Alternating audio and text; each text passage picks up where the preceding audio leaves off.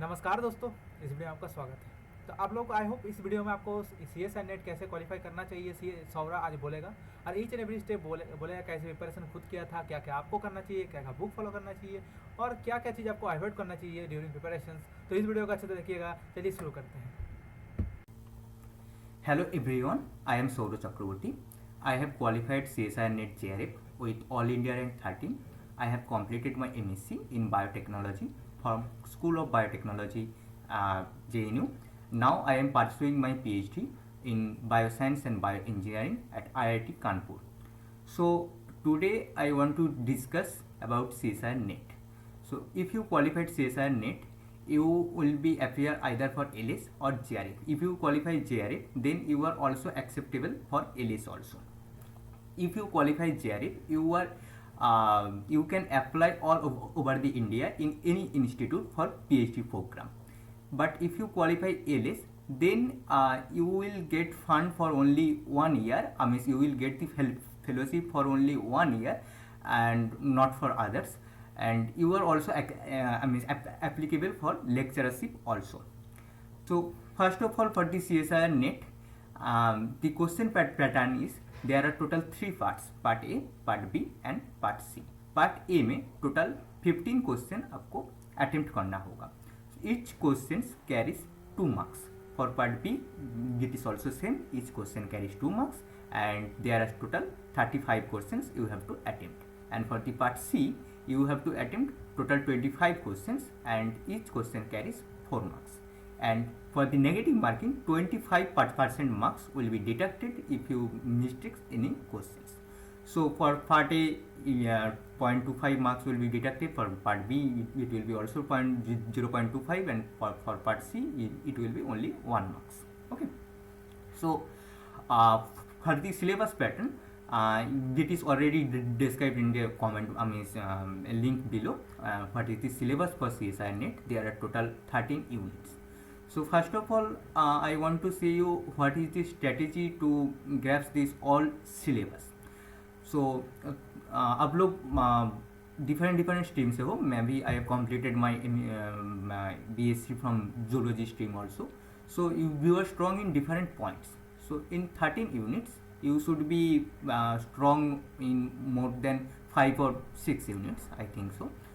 So first find out your strong points of all these 13 units. मान लीजिए आप biochemistry, cell biology, molecular biology and developmental biology, ecology, evolution में strong हो. I mean जो student zoology background से आया तो वो स्टूडेंट का ये बहुत आसान लगेगा ये सारे टॉपिक. ओके. एंड जो स्टूडेंट बॉटनी से आया और माइक्रोबायो से आया उन लोगों का प्लांट फिजियोलॉजी थोड़ा सा इजी लगेगा. जो लोग फिजियोलॉजी बैकग्राउंड से आया उन लोगों का ह्यूमन फिजियोलॉजी पर थोड़ा सा इजी लगेगा. So next start your preparation. First read the total whole syllabus, what is there. Okay.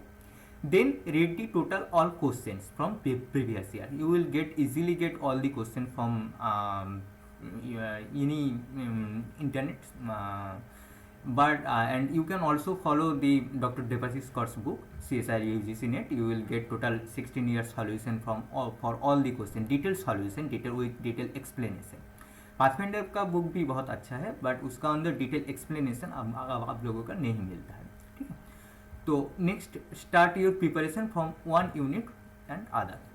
So first of all you know the basics of all the unit. I mean मान लीजिए आप molecular biology start किया तो आपको पता है DNA replication कैसे होता है बट आपको डिटेल्स में पता नहीं है.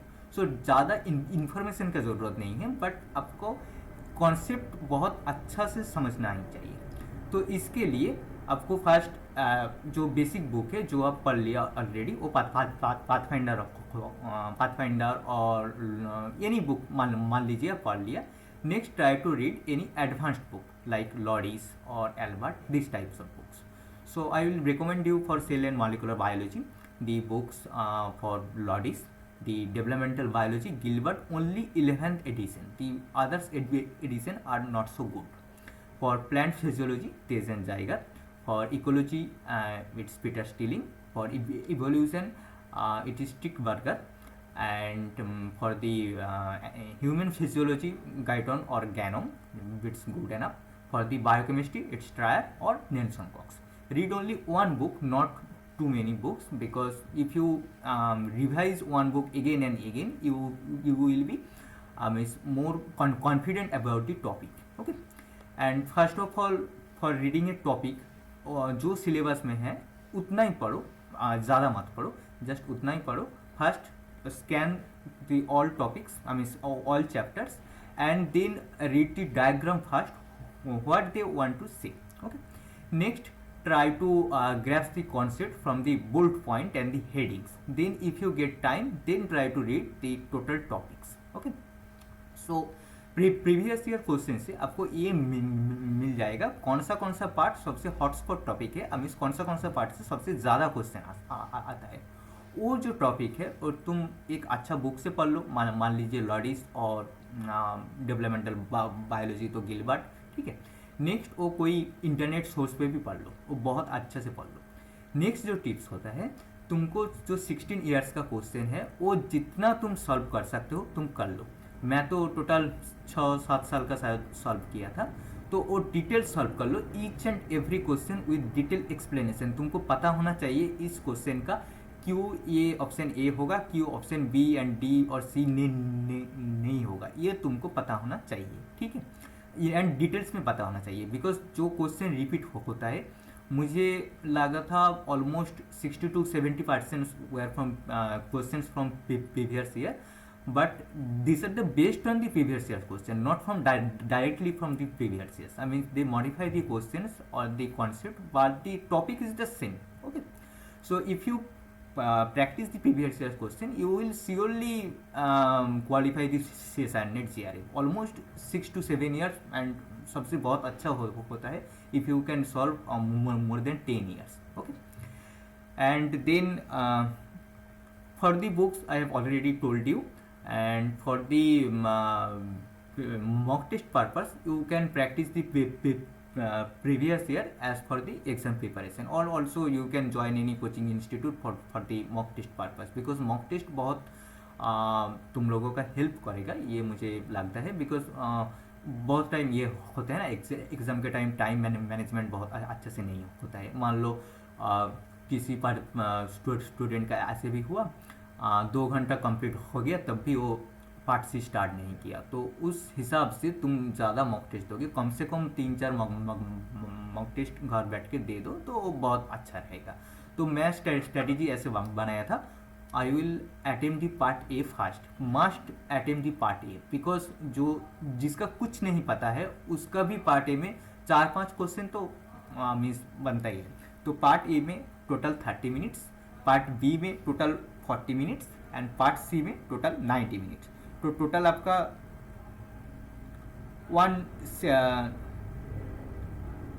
160 मिनट्स हो गया. सो नेक्स्ट जो 20 मिनट्स है, तो उस टाइम पे आप टोटल जो क्वेश्चन नहीं हुआ उसको एक बार रिवाइज कर लीजिए. सो वो 20 मिनट्स लास्ट में नहीं भी मिलेगा तब भी उतना प्रेशर नहीं रहेगा. बट इस हिसाब से चलो, first 30 minute is for only part A. I will not turn the questions and don't try to read the all questions first. It will reduce your concentration and you cannot think about any single question. Okay. So read the question one by one. On that way you can understand each and every questions. Okay. And जो question part A में तो हो गया, मान लो तुमको 5 question और 6 question आया, तुमको और ज़्यादा क्वेश्चन आया तो बहुत अच्छा है, बट ऐसे एवरेज में बोल रहा हूँ. And any competitive exam book for reasoning purpose और any books for GATE entrance exam preparation, that is enough for part A. And तुमको कुछ प्रैक्टिस भी नहीं किया और कुछ आता भी नहीं है तब भी तुमको पार्ट ए हो जाएगा. ठीक है. And part B and part C में ये दिक्कत होता है, जो तुम्हारे टॉपिक पता है वही उतना फास्ट अटेम्प्ट करो, जो तुमको पता नहीं है वो मीन्स गेस करके आंसर मत करो, बिकॉज उसमें बहुत दिक्कत होता है. जो गेस करके तुमको आंसर करना ही है, तुम मान लो तुमको 6 क्वेश्चन तुम गेस करके करोगे, तब तुमको मान लो ए एंड सी के अंदर तुमको कन्फ्यूजन है, तो उस टाइप का क्वेश्चन अटेम्प्ट करो. ऐसा नहीं तो तुमको कुछ पता नहीं है तुम सीधा सी मार दिया, ऐसे कुछ नहीं होता है. ठीक है. तो ऐसे तुमको प्रिपरेशन के लिए बहुत ज़्यादा बुक पढ़ने का ज़रूरत नहीं है। अमीज मान लो तुम बहुत ज़्यादा बुक पढ़ लिया बट वो कुछ तुमको याद नहीं रहेगा, बिलीव मी तुमको कुछ याद नहीं रहेगा। तो उसके लिए तुमको फर्स्ट कॉन्सेप्ट पता कर लो, एंड जो तुम कलरफुल डायग्राम मीन्स तुम्हारा नोटबुक में मत बनाओ, बिकॉज वो भी तुमको याद नहीं रहेगा एंड तुम्हारा वो थोड़ा सा टाइम कंज्यूमिंग है। तो उसके लिए मैं ऐसा करता था, एक टॉपिक मान लो पढ़ लिया, how selenocysteine get incorporated into the protein. So next मैं उस गोल में सर्च किया, जो डायग्राम आया उसको मैं एक फोल्डर बना के सेव कर दिया। तो ऐसे 13 यूनिट के लिए मैं 13 सेपरेट फोल्डर बनाया था। तो एंड उस फोल्डर में, वो तुम्हारे जस्ट फोल्डर है, जस्ट उसमें जो तुमको गूगल से पिक्चर मिला, जो तुमको थीसिस पेपर मिला, उसको जस्ट एक स्क्रीनशॉट मार के जो तुमको बाद में हेल्प करेगा वो सेव करके रख दो, एंड एग्जाम का जस्ट एक दिन पहले वो एक बार जस्ट देख के जाओ। तो डायग्राम बहुत अच्छा होता है, गूगल में तुमको मिल जाएगा, एंड वो रिवीजन के टाइम बहुत ज़्यादा हेल्पफुल होगा रेदर देन तुम जो उसको नोटबुक में डायग्राम बनाओगे, उससे बहुत ज़्यादा हेल्पफुल होगा। And practice it again and again. So तुम जितना क्वेश्चन प्रैक्टिस कर सकते हो, DBT JRF का, CSIR नेट का, CSIR नेट का ही काफ़ी है, बिकॉज CSIR नेट तुम कंप्लीट कर लिया means you are prepare for DBT JRF and GATE and everything. Okay, so तुम जितना ज़्यादा क्वेश्चन प्रैक्टिस करोगे तो उतना ज़्यादा तुम्हारा ये बढ़ जाएगा, क्वेश्चन सॉल्विंग जो एप्टीट्यूड है ना वो तुम्हारा इंक्रीज हो जाएगा, ठीक है। एंड 13 यूनिट्स के अंदर कम से कम तुमको 8 to 9 यूनिट्स बहुत अच्छा से आना चाहिए, ठीक है। मीन्स मान लो तुमको सेल बायोलॉजी बहुत अच्छे से आता है, you have practice all the question from previous year, okay, and सारे क्वेश्चन तुम प्रैक्टिस कर लिया, ठीक है। Next try to practice from Bruce Albert book the last portion, I mean so exercise portion, okay. So try to practice those questions also, and if you completed those questions also, then try to practice for get biotech previous year questions or life science previous year question or DBT JRE previous year question, okay। And 8 to 9 chapters तुमको बहुत अच्छे से आना, units बहुत अच्छे से आना चाहिए। नेक्स्ट जो 4-5 चैप्टर है वो तुम्हारा हिसाब से होगा, तुम कौन सा बैकग्राउंड से हो उस हिसाब से होगा, वो तुम मत छोड़ो, बट जस्ट पढ़ के जाओ, जस्ट प्रीवियस ईयर क्वेश्चन देख के जाओ कि हाँ ये क्या है। तुमको टोटल नहीं आना चाहिए, जस्ट तुमको पता होना चाहिए कि हाँ ये क्या है, बिकॉज ये बहुत टाइम होता है क्वेश्चन बहुत आसान देता है, जो अदर चैप्टर होते हैं ना उससे क्वेश्चन बहुत आसान आता है। तो वो तुमको जब तुम स्किप करके जाओगे ना तो तुमको बाद में बहुत ये होगा कि ये बहुत इजी क्वेश्चन था, मैं छोड़ दिया।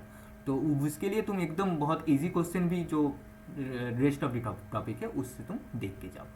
तो टाइम तो ऐसे तुमको हर दिन नहीं मिलेगा पढ़ने के लिए CSIR नेट के, बट तो मैं ऐसे प्रिपरेशन स्टार्ट किया था। तो सेमेस्टर का तो हर दिन क्लास होता है तुम लोगों का, शायद प्रैक्टिकल भी रहेगा हर दिन, तो ये लिए तो बहुत दिक्कत हो जाता है। तो उसके लिए तुम हर दिन पढ़ाई करो, एक एक चैप्टर पर डे जस्ट देख लो, नेक्स्ट डे क्वेश्चन प्रैक्टिस करो, और ईच एंड एवरी वीक एक एक यूनिट टारगेट कर लो। तो 9 यूनिट्स मुझे टोटल 9 वीक्स चाहिए, इस हिसाब से तुम टोटल प्लान कर लो, ठीक है। एंड जो रेस्ट 5 यूनिट्स है वो मैं बाद में करूँगा, ये करके सोच लो। एंड एग्जाम का ऑलमोस्ट 1 मंथ पहले तुमको टोटल प्रिपरेशन कंप्लीट होना चाहिए। टोटल तुम्हारा टोटल क्वेश्चन सॉल्व हो गया, तुम पढ़ लिया क्या क्या करना है ये सब कुछ। तो हमारा भी तो ऐसे ही था JNU में। तो मैं ऐसे किया था, एग्ज़ाम का 20 डेज पहले मैं पढ़ाई स्टार्ट किया था बहुत अच्छा से। जो प्रिपरेशन मीन्स पहले हो गया तो ठीक है, नेक्स्ट में प्रिपरेशन स्टार्ट किया। तो उस 20 डेज मैं कुछ ये नहीं किया, no WhatsApp message, no social media, nothing, just only whole day I just studied, okay. So I was just dedicated for those 20 days. So try to make this last 10 days or 20 days in this way. Okay, just practice each and every question, revise each and every topic. Don't try to grasp or understand any new topic. Okay, जो करना है तुमको 1 month पहले सारे सब कुछ complete करना है। जो लास्ट 10 डेज है और 20 डेज है ओनली तुमको वो रिवाइज करना है again and again, okay. And अभी तो कंप्यूटर बेस्ड एग्ज़ाम है, तो उसके लिए तो मॉक टेस्ट मुझे लगता है बहुत ज़रूरी है। और तुमको एक्सपीरियंस है तो ठीक है, वो कोई दिक्कत नहीं होगा, बट टाइम मैनेजमेंट तुमको बहुत अच्छे से करना होगा, ठीक है।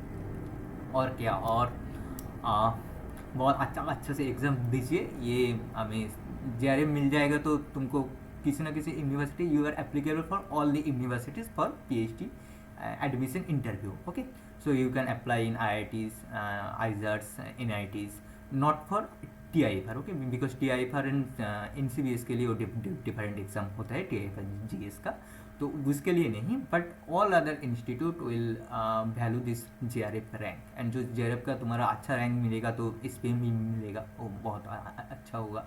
एंड तो रैंक मैटर करता है, बिकॉज तुम जब इंटरव्यू में गया तो उसका फर्स्ट इंप्रेशन तुम्हारा रैंक का ऊपर बनता है, बिकॉज जो लोग आया ऑलरेडी सबका ही JRF है, ऑलमोस्ट सबका ही JRF रहता है और गेट रहता है, तो सब लोगों के ही पास है, तो तुम्हारा अच्छा रैंक होगा विदिन 20, विदिन 30 और विदिन 50 तुम्हारा रैंक होगा, तो वो बहुत अच्छा लगेगा हम लोगों का, ठीक है। एंड जो मैं बोला, try to study based on the concept, not for the other things. I mean, other things means lots of information, lots of things, this protein binds next, this protein binds next, this protein binds, not this kind of thing. What is the function of this protein, why this is required? Try in this way and try to solve some aptitude questions. I mean, how a difficult question, how a lengthy question can be solved within 1 minute or 2 minutes. Try to read this type of question, because you can solve the part 2 questions which are is direct questions. I mean, you can solve it, if you know, you can solve it easily. But in part C, in many questions, if you solve the question in at your home, you can easily solve question for 30 to 40 questions, but in the exam hall you will not read the all questions, if it is the main problem. So try to practice it again and again, the same question, try to read it and solve it within 1 minute. जो तुमको आता है first कर लो, नहीं आता है तो तुम जस्ट मार्क करके जाओ, जो हाँ ये मुझे लगता है हो जाएगा बट टाइम लगेगा, तो मार्क करके जाओ। तो इस हिसाब से तुम प्रिपरेशन करो। तो पाथफाइंडर का तो बुक है ही, वो जितना तुम प्रैक्टिस करोगे उतना बार होगा, बट तुम्हारा ज़्यादा बुक पढ़ने का बिल्कुल ज़रूरत नहीं है। ओके, तो थैंक यू वेरी मच।